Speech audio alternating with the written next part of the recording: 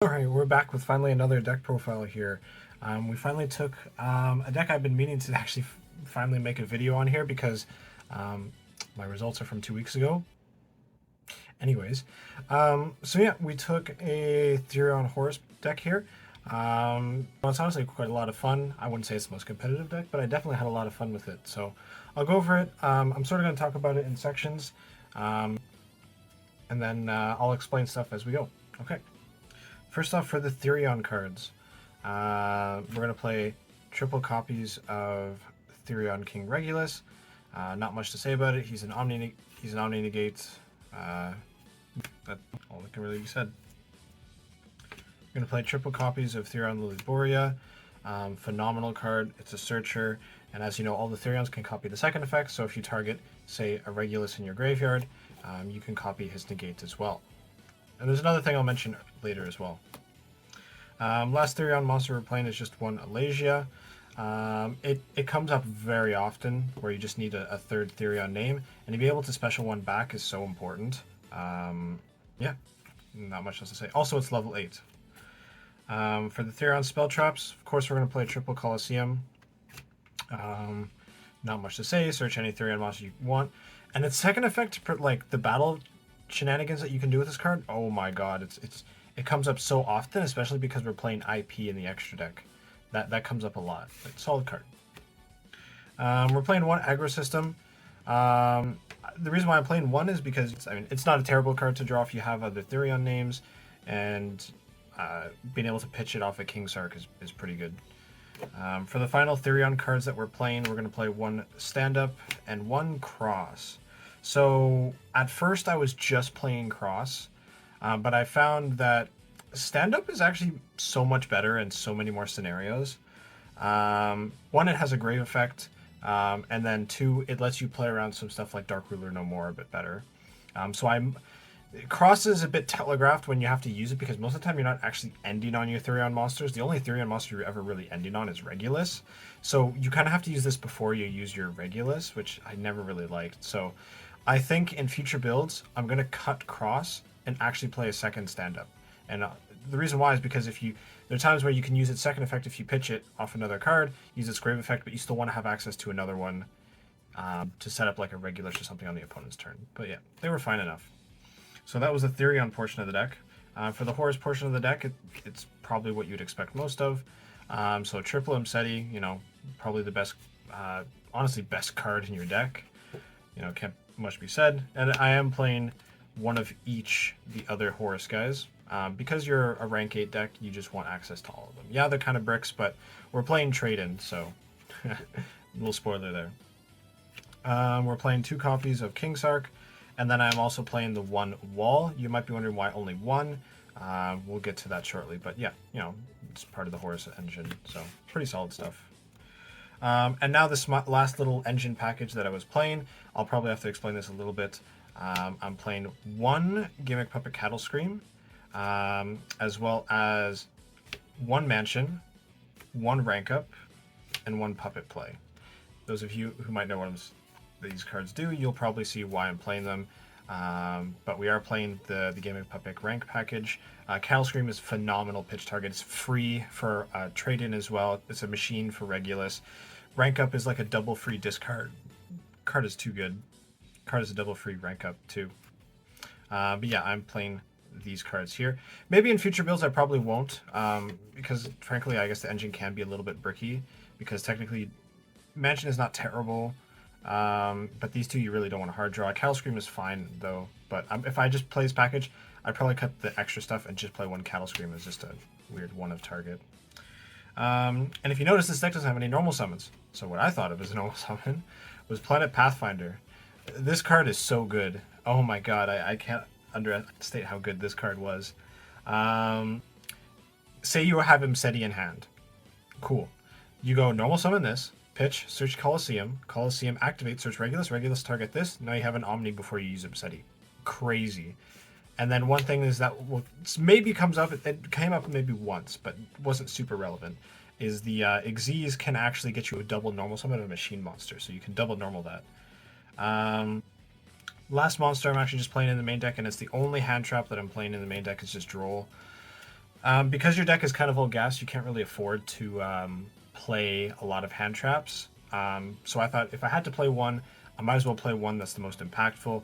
Obviously, we'd love to play Shifter, but we can't do that. So Droll, I think, is the one that does the most as a single hand trap. So it was quite good, and you have a lot of draw power in your deck, so you'll get to see it.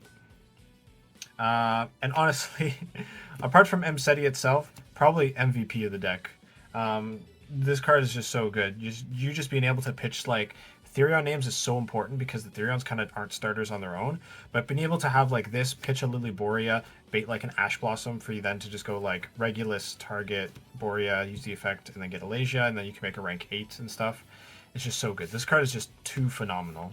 And I think any builds that don't play this are just lying to themselves when they say this card's bad. Final bit of cards in the main deck, nothing crazy, just talents, good card. And then last 3 cards in the deck, Terraforming, we have a lot of field spells. Set Rotation, we have a lot of field spells. And just one called by just, don't want to play into Shifter. Fulos, you can play somewhat under. Perulia is the really detrimental card once you get to play this deck enough, though. And that's it for the main deck. And then for the extra deck here, I'm just going to talk about actually the couple Xyz that you're going to be making probably 90% of your games. You have Sargus, of course, staple Xyz monster. Search any Therion card. And Zombie Vampire. So these cards you're going to make every game. Like, these are the cards you want to be making. Zombie Vampire, just broken card, fuels your grave for your Therions or your Horus names. And Sargus, just search any Therion card. So these cards you're making like every game. And then last couple of Xyz I'm just going to talk about that you're going to be making most of your games are the Gimmick Puppet package. So I wanted to think on what Xyz I wanted to play, and this guy alone puts your 2 rank 8s into 2 interactions because he can pop a monster and burn, and then the Service Puppet play lets you steal a monster as well. And because you're making IP most of the time, you're going to be able to you can take a monster, then use IP and link away the monster you just took, so they don't get it back. In hindsight, it's not too bad, but you just have to consider the main deck bricks for it, and maybe it's something I'll try without and just see how it goes. And then the rest are just kind of toolboxy stuff. You're playing 1 Photon Lord, 1 Galaxy. These guys are like your generic negates, I guess. So you'll play 1 Dingirsu, non-destruction removal. One thing that was happening a lot, though, is if you notice, if you go against Snake Eye, Flamber, like if some of the lists are on the Snake Eye version, Fire King version, will be playing Zombie Vampire themselves. So what happens is if they already have starter, they'll mill your deck, and if they mill a Regulus, they just take it, and now they have an Omni, and they also make Silva. So that's one thing that I noticed. And then also them being able to play Dark, they could just special this back, and it's more removal. So you have to be careful when you use this. You have to be really careful when you use Dingirsu. But these 2 are pretty self-explanatory. Photon Lord is if you high roll. Titanic Galaxy is like you make this if you don't have Colosseum on your field to protect your IP from like a battle. We have Teardrop. So this is the reason why I was saying Lily Borea is actually really good, because you can make her with Lily Borea. It kind of has a little bit of overlap with Dingirsu, both being like kind of non-targeted removal, and technically Dingirsu is a little better. But this did come up a couple times, maybe. Might be a card I swap out in the future for something else. So yeah, you got that. You're playing the Garunic Xyz, just being able to nuke the field just is too good. So that's always really nice. Being able to just nuke the field like that. Yep. And then the last rank 8s that you're playing is just going to be Sanafond and Coach King. So Coach King was kind of a last addition, or a swap, I should say, because at first I was playing number 1 Buzz King, which in hindsight did actually come up, I think, 2 games, maybe 1 game at my local. And, it wasn't that big, but Coach King is really good if you happen to only see, like, if you're going for trade-ins and stuff like that, and you're only seeing your Therion engine. But if you happen to get Alasia, if you happen to get all 3 names in rotation, then you can go into this and set up all your, and then be able to draw into, say, like an Imseti or something. And that's really important. Also, the burn is really important. And the cool thing is you can also use the rank up spell on this to turn into your puppet guy. So he's never that dead. One Xyz I did want to actually talk about a bit was actually F-Zero.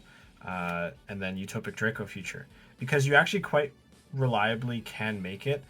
For example, if you make, you can make like a zombie vampire sometime early in your combo, and then if you also happen to make like a champion Sargus. Sargus is like fine as like an end board piece, but you really don't want to end on him. You can make those two into a Draco Future, which I'm probably going to consider after I maybe try without the gimmick puppet stuff. And then also I'll be able to probably fit in the number 1 again. And then last couple of Xyz is just playing Typhon and Zeus. Never made these. I'm probably going to consider cutting them. Zeus maybe not, but Typhon is like, you know, it's like neither of them ever came up because your deck is kind of already high rolly anyway. Your main deck monsters are already kind of like bigger than these guys, so it never really came up. But, you know, they're there and, you know, didn't mind that they were there. And last couple of cards in your deck is just going to play IP and SP. You know, pretty standard. And as I mentioned, you can use Therion Disc Coliseum to protect your IP from like a battle of destruction by sending. What I do is that's why I'm playing the 1 aggro system. You can dump the aggro system and that gets you follow up for next turn. So yeah, pretty solid there. So side deck, it's a somewhat conventional side deck. Best card. Oh my god, best side deck card you could be playing. Lava Golem. It's a level 8. It's probably one of the best side deck cards you could be playing right now. Just remove 2 monsters.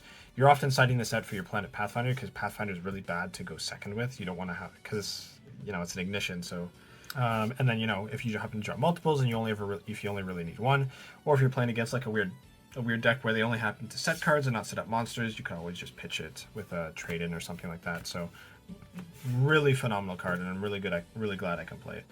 And then the only other hand trap I'm playing, well, probably depends what you consider hand trap. So I'm playing Ghost Ogre. The reason why I was playing Ghost Ogre as another option is because sometimes Droll isn't the best, and I was trying to find a hand trap that, you know, it was a card that could work on my turn and the opponent's turn, especially for like Centurion. That's a really important matchup for this to be effective, because you can Ghost Ogre something like a Crimson Dragon or something to prevent them from going into a Blazar. And it came up twice. It was really important. It was really good. And then as I mentioned, hand traps, you know, just 1 Magnum, 1 Drew Swarm. They were fine. Matchups I had didn't really matter for, but you know, they're there. And then just a bunch of back row hate. Cosmic Cyclone, phenomenal card. Not much I can say about it. It's just so good. Get rid of Floodgates. Centurion matchup, it's so good. Even against like Fiendsmith stuff, it's pretty good. Harpies and Double Storm. Honestly, Dustra I might keep. Storm was a bit iffy. There was never really a good matchup I wanted to side it in, so probably going to reconsider that. And then last card in the side deck is just 1 anti-spell. Because your deck has so much draw power, you can afford to play like these 1-ofs, and I might even consider stuff like another 1-of Floodgates if I can. Like stuff like, I think there can be only 1, because a lot of you guys are different types. Alright, so that was it for the deck profile there. You know, it was a pretty solid deck overall. I think a couple changes, and I think it's still, you know, could use a couple tinkering with. I felt it's pretty strong right now. I wouldn't say strong, but it's definitely a fun deck that I think is probably maybe underexplored. Just need to find the right variation for it. But otherwise, that's it. You know, hope you enjoy the deck profile. Actually, before I go, I'll just quickly say, so my rounds were first round Sprite, which was a 2-0. Second round was a 6 Samurai. That was a 2-1. Third round was against Fire King Snake Eye, and it has the scenario there where I mentioned where they go Zombie Vampire and mill my Regulus, and they take it, and that was pretty brutal. And then round 4 was Centurion, and that was a 2-0. So, you know, just a local report.